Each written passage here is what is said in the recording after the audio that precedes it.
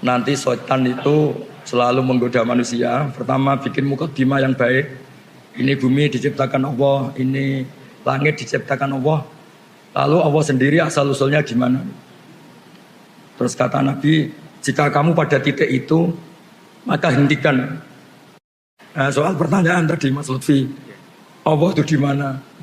Kalau Anda ingin nyari ya, tak tunjukkan alamatnya. Kalau Anda tanya untuk mempersulit narasumber, namanya muta'anid. Itu bisa dipenjara. Assalamualaikum warahmatullahi wabarakatuh. Pertanyaan saya singkat saja. Yang pertama, Al-Quranul Qadim itu Al-Quranul Qadim.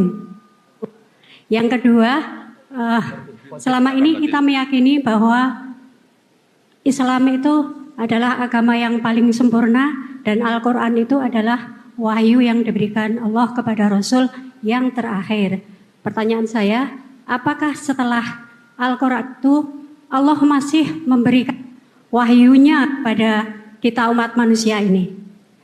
Kemudian yang ketiga, jadi singkat saja. Ya, singkat saja. Allah itu disifatkan wal awalu wal akhiru wal dhahiru wal batinu. Pertanyaan saya, Allah itu di mana? Itu saja. Sampun. Allah di mana? Oke.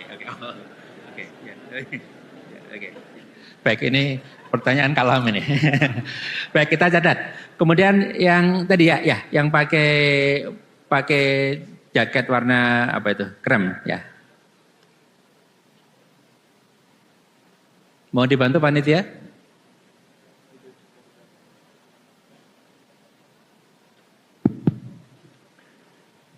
Baik, terima kasih atas kesempatannya. Perkenalkan, saya Lutfi dari Solo, Jawa Tengah. Izin bertanya, Gus Baha. Di Indonesia ini kalau kami lihat indeks korupsinya cukup tinggi begitu. Ya. Tapi kalau kita lihat jumlah pesantren di Indonesia juga banyak. Ya, kalau kita bilang beberapa negara yang tidak ada, yang korupsinya rendah seperti New Zealand atau Selandia Baru, Australia dan sebagainya, pesantrennya bahkan mungkin tidak ada.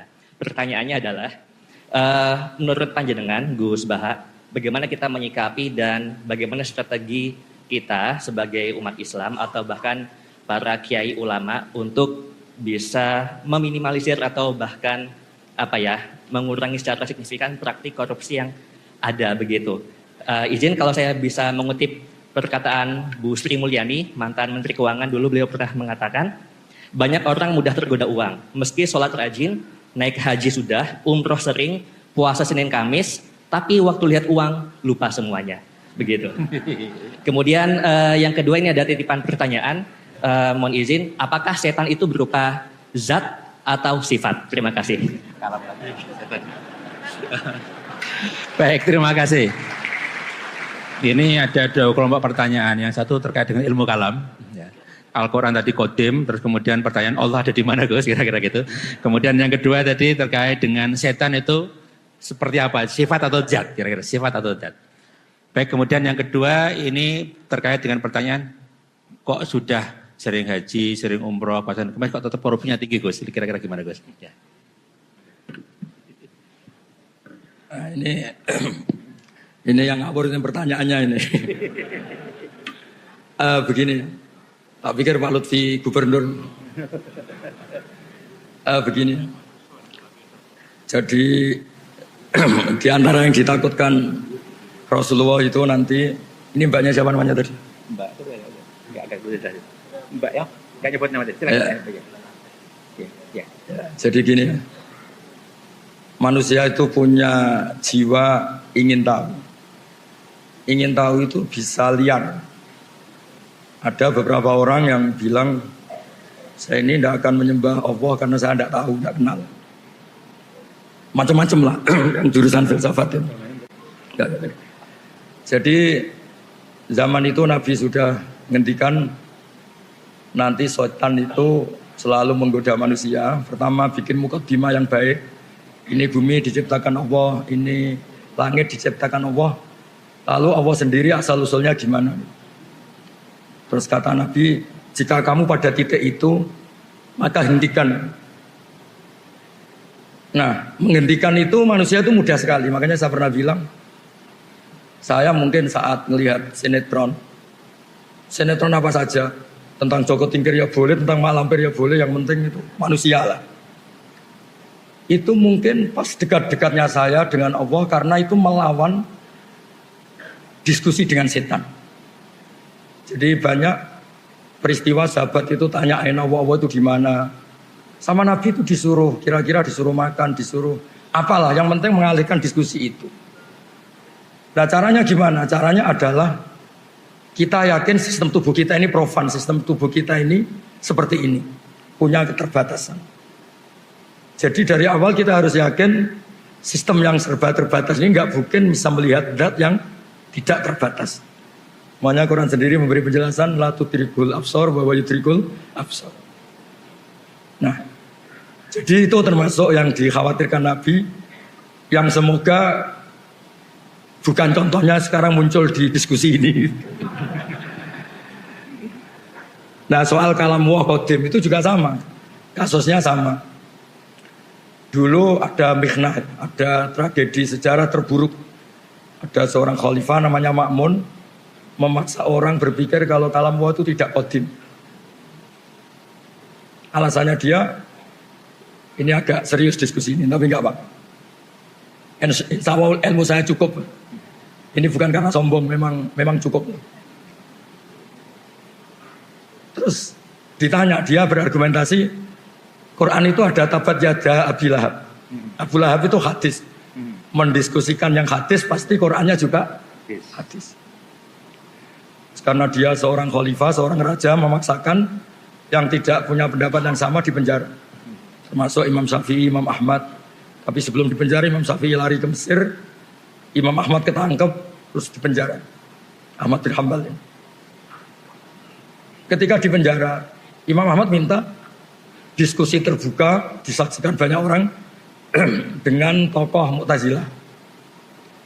Diturutin, ada tokoh Mu'tazilah terbaik, terus diskusi disaksikan banyak orang. Nah ini yang mungkin kita salah. Kita kalau menafsirkan kalam itu kan firman Allah atau perkataan Allah atau ucapan Allah atau sabda. Setelah ketemu banyak orang, Imam Ahmad tanya, ketika dulu itu Allah sudah tahu enggak kalau akan menciptakan makhluk yang bernama Abu Lahab? Wah ya sudah tahu, Allah itu merencanakan semuanya ya dengan pengetahuan yang qadim. Termasuk Allah tahu sebelum menciptakan suatu saat Baha ini disuruh Pak Fathul Wahid ngisi pengajian meskipun pas sakit. Saya enggak tahu secara fikih itu haram apa halal, enggak tahu. Kayaknya haram. Nah, si Abu Duat ini yang wakil Mu'tazilah, oh ya Allah tahu. Besok matahari terbit enggak? Iya terbit. Dari timur, iya dari timur. Anda tahu? Ya tahu. Terus Anda ngomong sekarang ya, satatlu syamsu ghadan, besok matahari akan terbit. Terus kalam Anda dengan peristiwanya dulu mana? Ya dulu kalamnya ketimbang peristiwanya. Nah, artinya apa? Gak ada korelasi antara Allah cerita Abu Lahab kemudian Quran itu hadis. Karena sebelum kejadian yang terjadi, Allah itu sudah melihat bi ilmin qadim dengan ilmunya yang dulu. Ya kayak Pak Fathul Wahid sekarang tahu kalau jadi rektornya tinggal berapa hari? Sekarang? Ya, seminggu lagi. Padahal belum terjadi. Berarti apa? Peristiwa sama pengetahuan dulu mana? Sama pengetahuan. Nah, wa kalamuhu ilmuhu. Kalamnya Allah adalah ilmunya Allah. Nah dulu Khalifah Ma'mun itu hanya terprovokasi. Quran itu diskusi tentang Abu Lahab, tentang perang Uhud, tentang si A si B, itu hadis. Berarti yang mendiskusikan juga hadis. Nah Khalifah ini kan gak pernah baca banyak ilmu kalam. Makanya kata Imam Ahmad, yang membentuk pikiran kamu seperti ini siapa? Suruh ketemu saya, besok diskusi terbuka.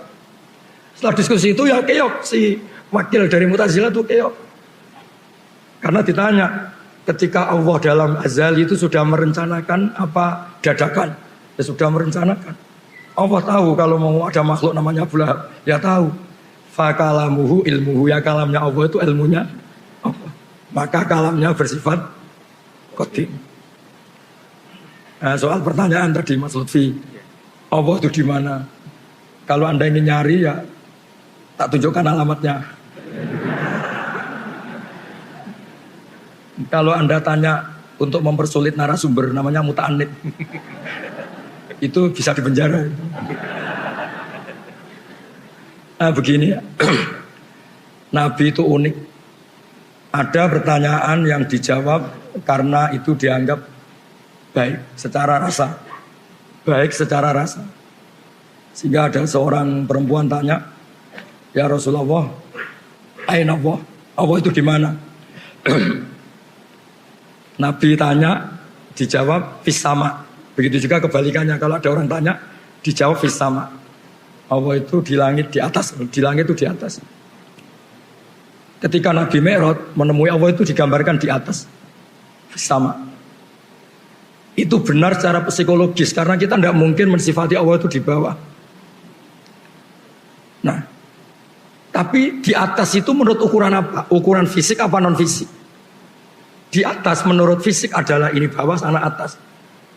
Tapi secara psikis, secara rohani, di atas itu nggak terjangkau, nggak tersentuh. Artinya nggak tersentuh ya sudah, dengan sistem tubuh kita seperti ini, Allah itu terlalu atas untuk kita analisis, terlalu atas untuk kita sentuh, terlalu atas untuk kita amati atau kita perhatikan. Nah, makanya tentang Allah cukup kita mengatakan subhanah. Dan Allah selalu bilang ketika ada orang salah paham, subhanahu wa ta'ala amma yusyrikun amma yaqulun. Yang penting Allah itu terlalu suci, terbebas dari cara pandang manusia yang sering salah. Ya, jadi makanya pentingnya wiridan subhanallah adalah orang biar ngerti kalau Allah itu suci dan persepsi kita ini jauh dari menyentuh itu. Jadi ini pertanyaan yang nggak perlu dijawab, cukup divonis itu kriminal itu aja. Karena memang itu, karena itu memang termasuk provokasi setan. Jadi di antara, itu betul ada hadis suka itu. Nanti umatku itu digoda setan lewat pertanyaan yang mukaddimahnya itu benar. Hadil ardo khalaku Allah, ini bumi diciptakan Allah, ini makhluk diciptakan Allah. Lalu Allah sendiri asal usulnya gimana? Jika Anda terus mencari, maka ini sesuai kehendak setan, sesuai keinginan apa? Setan. Tapi kalau Anda berhenti, kamu tinggal makan, kamu tinggal jagongan, kongkoy-kongkoy, ini setannya bisa setruk. Maka saya mohon semua teman-teman yang sedang kongkoy-kongkoy, itu artinya sedang mensetrukkan apa? Setan. Karena Anda digoda dengan pertanyaan-pertanyaan yang bisa gawat itu, bisa masalah. Ya, saya kira demikian.